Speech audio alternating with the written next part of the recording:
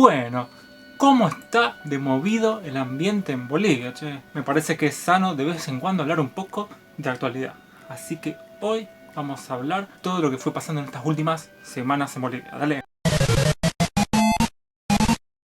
Bueno, para que sepa un poco el argentino, mis compatriotas o gente de otros países que no está muy al tanto de lo que pasó en Bolivia en estas últimas 2 semanas, se estuvo debatiendo mucho el tema federalismo. El federalismo como un sistema de gobierno o como un sistema de división, ¿sí?, de recursos, por ejemplo.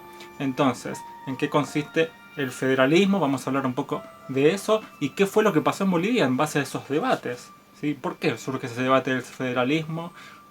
¿Por qué hubo una reacción de un sector de la población en ese sentido?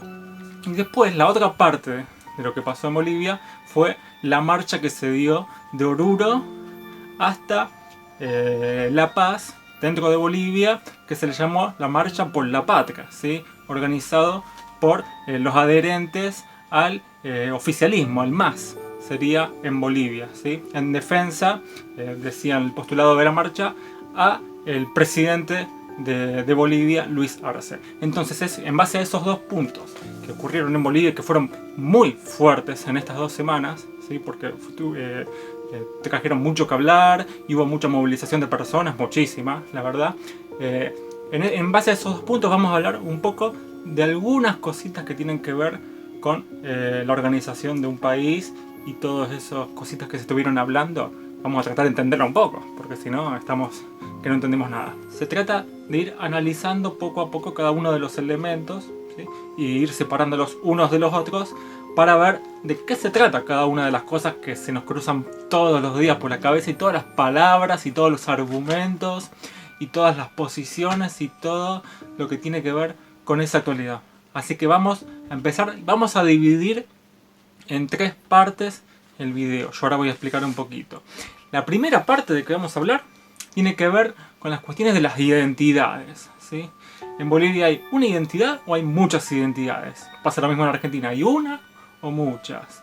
En el continente hay una o muchas. Todo ese tipo de cosas va a ser la primera parte, la de las identidades. En la segunda vamos a hablar un poco de los tipos de gobierno que nos podemos encontrar en el mundo hoy en día, o por lo menos desde hace 2 siglos, más que nada con el tema del federalismo, que se estuvo hablando muchísimo, ¿cierto? Entonces, estaría bueno hablar de los tipos de gobierno posibles que podemos encontrar dentro de un país, las formas de dividir el poder o de organizarlo.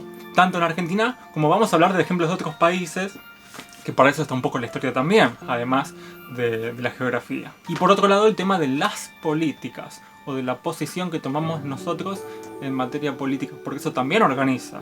No solamente nos organizamos en relación a una identidad, yo soy tal cosa, o en relación al tipo de gobierno en el cual participamos, sino también en qué queremos nosotros para nosotros mismos, para mí, qué quiero yo para quienes me rodean, qué es lo que quiero yo al pensar un futuro gobierno, una futura organización del gobierno, una futura organización de la población y de los recursos y de todo ese tipo de cosas. Así que vamos a empezar. Bueno, tema identidades. Ya habíamos hablado un poquito de temas de identidades. ¿Te acordás de ese video?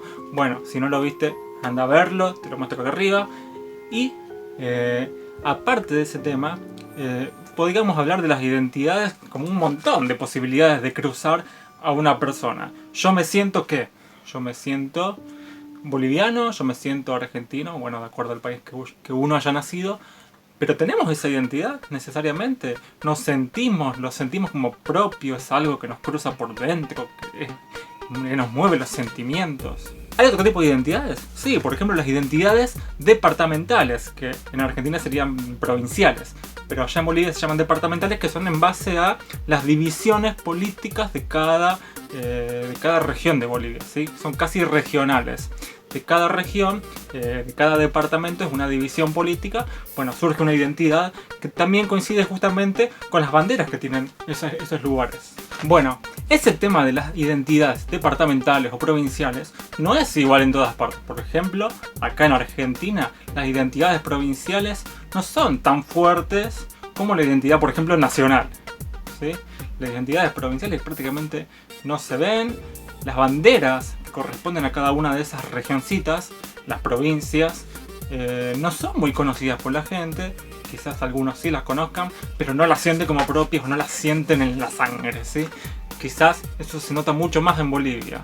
Pero a su vez, eso es mucho más notable o floreció mucho más el tema de las identidades departamentales desde las ciudades. Ahora tenemos que pensar, toda la gente de un departamento se siente parte del departamento, lo siente como suyo.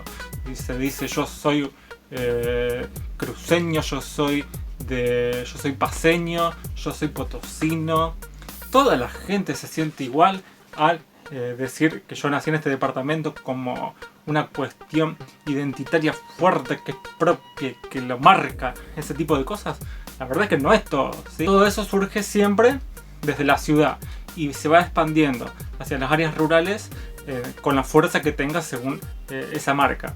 Pero no es algo que cruza a todo el mundo desde ya. En Argentina va a pasar eso mucho menos todavía. En Bolivia se nota mucho más. Pero tampoco es algo que sea unánime. Ahora vos fíjate que también en Bolivia hay otro tipo de identidades, que son las identidades étnicas o las identidades de la sociedad de la cual formas parte vos. Que tienen generalmente que ver con esas etnias de las que hablaba la Constitución, por ejemplo, que hay 30 etnias, 40 etnias de acuerdo al país. En Bolivia hay 30 y pico, en Argentina también. Son identidades que a veces son mayoritarias, a veces son minoritarias, pero no representan un departamento. ¿Sí? Estamos hablando, por ejemplo, de los quechuas, estamos hablando de lugares que exceden a un departamento y que incluso pasan en otros países. ¿Sí? El ser quechua, a veces hay quechuas en Perú, hay quechuas en Argentina, lo mismo con ser aymara, el ser guaraní también, tiene que ver con Bolivia y con Paraguay. Y también hay muchas de estas identidades que son minoritarias y que no representan ni una partecita chiquita de un departamento. Entonces es una forma de cruzar de otra forma a la gente. Y hay mucha gente que no se siente identificada con estos nombres o con este tipo de raíces. Entonces también eso es importante decirlo. Si antes nos hacíamos la pregunta con ¿todos sienten la identidad departamental? Ahora la pregunta que nos hacemos y que también te hago a vos es ¿todos sentimos estas identidades étnicas? Y mira esta, no sé si la pensaste esta. ¿La identidad urbana o la identidad rural? Yo me siento una persona de ciudad o una persona de campo. Si yo me tengo que decir de dónde vengo, ¿vengo de la ciudad o del campo? ¿O de dónde vengo? ¿O no me siento parte de eso? También lo mismo que antes, ¿cierto? ¿Por qué? Porque nosotros, cuando estamos parados, también vemos al otro, ¿sí? Si yo, capaz que no me digo soy de la ciudad, pero si digo los del campo, estamos hablando de que yo por oposición soy otra cosa, ¿se entiende? Lo mismo si yo fuera del campo. Si yo veo a los de la ciudad como, bueno, estamos hablando de que ya me veo distinto a otra persona, entonces yo no soy del campo, soy de la ciudad. Es como que por oposición. No necesariamente yo voy a decir si soy de la ciudad o del campo, pero también existe eso. Y eso también es una diferencia importante, porque hay diferentes condiciones de vida en los dos lugares. Así como hay diferentes condiciones de vida entre etnias o diferentes condiciones de vida no solo entre etnias, sino entre departamentos. También acá puede existir esa diferencia, ¿sí? Las diferencias son las que gestan justamente los conflictos. Y en Bolivia hay por doquier eso. En Bolivia se nota a la legua, ¿sí? Porque yo tengo identidad de orureño o de chuquisaqueño y tengo identidad quechua o tengo identidad mestizo, capaz que yo me autodenomino mestizo, y además yo me siento un citadino, ¿sí? O soy citadino, entonces me cruzan muchas cosas a la vez, ¿cierto? Que me oponen a otra persona, por ejemplo, me oponen a un potosino, o me oponen a un cochabambino, o me oponen a una persona del mundo rural, porque somos distintos, porque vivimos una realidad distinta, quizás porque uno vive mejor que otro, o yo que él, o él que yo. Entonces muchas veces esas identidades, si bien son identidades genuinas, también se van mezclando con las cuestiones materiales. A veces se entrecruzan, a veces van por separado, a veces es combinado, ¿cierto? Entonces muchas veces las identidades también juegan como un argumento para otro tipo de cuestiones. Entonces, ¿qué intento hacer con este desmenuzamiento de la realidad? Bueno, tratar de identificarnos a cada uno de nosotros mismos, dónde estamos parados, quién soy yo identitariamente, qué quiero yo por mi identidad, qué quieren los demás, la cuestión es identitaria totalmente, la cuestión tiene que ver con otras cosas, con a qué responden nuestros pedidos. Ahora vamos a otro tema, que es el tipo de gobierno. Se habla de federalismo. Bueno, ¿federalismo existe en otros lados? Sí, existe en muchos otros lugares, y en otros lugares no, en otros lugares son estados unitarios, se lo puede llamar. Creo que en Bolivia se le llama unitario. Bueno, acá en Argentina existió alguna vez el estado unitario, se puede decir. La primera constitución de Argentina fue unitaria, y ahora la constitución es federal, pero siempre se dice que en la práctica Argentina es un país unitario. ¿Por qué? Porque Buenos Aires tiene mucho mayor poder, concentra todas las, tanto lo político como el poder económico, como todo, ¿cierto? Se habla generalmente de Argentina como un país unitario en ese sentido, en el cual las regiones tienen muy poco peso. Pero también es cierto que la ciudad de Buenos Aires y todos los alrededores tienen muchísima más población que tantas otras regiones de Argentina. Mi región debe ser la tercera o cuarta región del país, mi provincia, y apenas tiene el 4% de la población. Entonces estamos hablando de una desigualdad ya en términos de población. ¿Se justifican a veces los intentos de federalismo? Bueno, esa es una de las preguntas, ¿sí? ¿Qué sería el federalismo? El hecho de dividir, por ejemplo, los recursos en términos proporcionales a lo que produce cada región. De eso se trata un poco la idea de federalismo. Por lo menos así se planteó en su momento. ¿Cómo nace en Argentina el federalismo? Bueno, justamente porque las regiones, antes de ser Argentina, estaban por separado. Entonces, si yo soy, por ejemplo, Buenos Aires, yo no me voy a resignar, ¿sí?, a que todo se dé de manera equitativa para formar un país nuevo. Si yo puedo vivir como Buenos Aires por separado, con mis recursos, ¿para qué voy a meter a espacios que no dan riqueza? Bueno, ese era un poco el argumento de provincias como Buenos Aires. ¿Se entiende esa idea? Pero hay otros lugares donde esos estados federales son aún más fuertes. Por ejemplo, estamos hablando de Estados Unidos. En Estados Unidos, justamente, los estados son mucho más fuertes que en Argentina. Tienen muchas más atribuciones. Así que, por ejemplo, eso surge de ¿cuándo? De la época de la guerra, ¿sí?, de secesión. De cuando se estaba debatiendo esclavitud sí o esclavitud no. Las provincias del sur, los estados del sur, ¿podemos mantener nuestra autonomía respecto a nuestra política de esclavitud? ¿Sí o no? Bueno, entonces ese tipo de cosas también tenían que ver con uno de los debates que se estaba dando en Estados Unidos. También había otro tipo de debates, pero ese era uno, por ejemplo. Brasil también después va a terminar, después de mucho tiempo, teniendo un estado más o menos parecido al de Estados Unidos. Y España también. Había algunas regiones que tenían privilegios, pero de la época medieval o de la época moderna, en los cuales algunas regiones tenían más recursos. A eso se les llamaban privilegios, y lo que le interesaba a ciertas regiones era sostenerlos incluso en esta época. ¿Por qué? Porque en el siglo XVIII, en el siglo XIX, con la independencia de los países, con Francia, Estados Unidos y los países americanos, lo que pasaba era justamente que se unificaban las reglas para todos, ¿sí? Entonces la unificación de reglas también es unificación de recursos y unificación de ejército, de todo lo que se te cruzara. Entonces esa fue una época en la que se unificó todo, y por eso se hablaba del Estado unitario, ¿cierto? En esa época. Y el federalismo era justamente, bueno, cada uno sostiene lo que le corresponde. Ahí está el debate. Pero en Bolivia surgió una forma de dividir novedosa, que era respecto a las identidades que hablábamos antes, a la plurinacionalidad. Eso es otro elemento que también se incluyó en el Estado, en la Constitución de hace muy poquito tiempo. Entonces se van cruzando cada vez más cosas. Y después también el tema de la política, cómo concebimos la política. Eso también es una pregunta grande, y es una pregunta que genera una división. ¿Por qué? ¿Qué nos preguntamos en la política como participantes de la política? Por ejemplo, cuando votamos, ¿de dónde vengo yo? ¿O quién soy yo? Justamente el tema de la identidad está metido acá.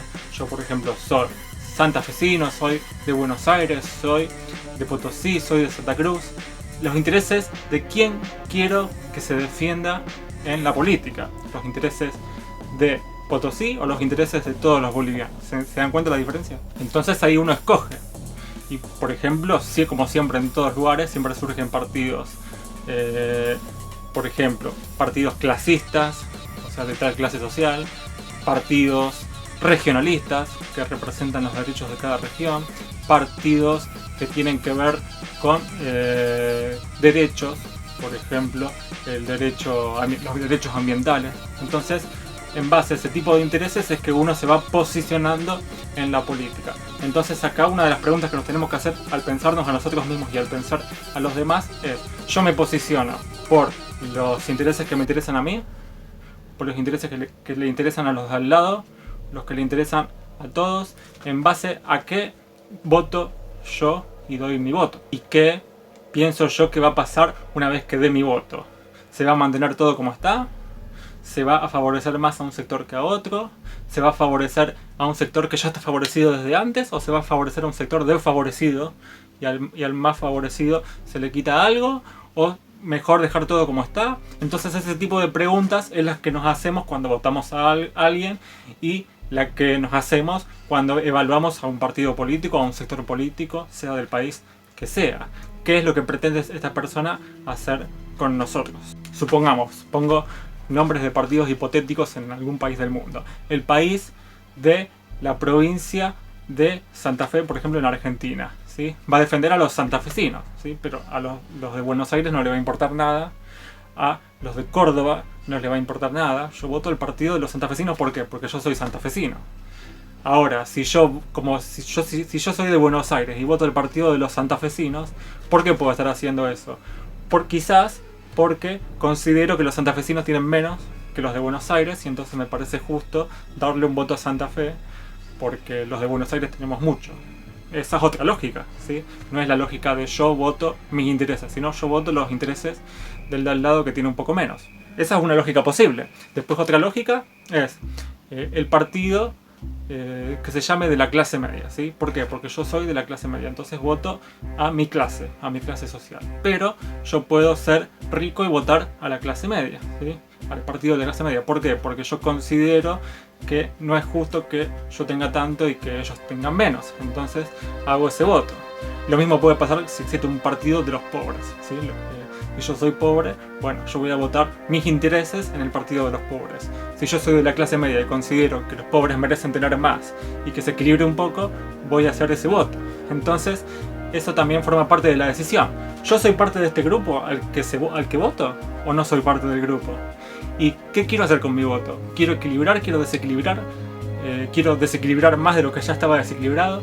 Hay un montón de preguntas que uno se hace al hacer ese tipo de votaciones. Y también las preguntas también corren para los sistemas políticos, ¿sí? ¿Qué estoy promulgando yo al apoyar o al rechazar un sistema político? Así que me parece que tiene que ver todo un poco con esto. ¿Qué argumentos pongo yo para defender los intereses míos? ¿O qué argumentos pongo yo para defender los intereses de otra persona incluso? Si yo estoy de acuerdo con esa persona y la apoyo, puedo defenderla con ese mismo argumento quizás. Por ejemplo. Y también los argumentos en contra. Si hay un argumento que a mí me sirve porque representa a mi sector, bueno, lo voy a utilizar. Así como puedo apoyar un argumento, lo puedo rechazar. Bueno, todavía el debate sigue un montón. Espero que sigamos hablando de estos temas porque son importantísimos, tanto en Bolivia como en Argentina.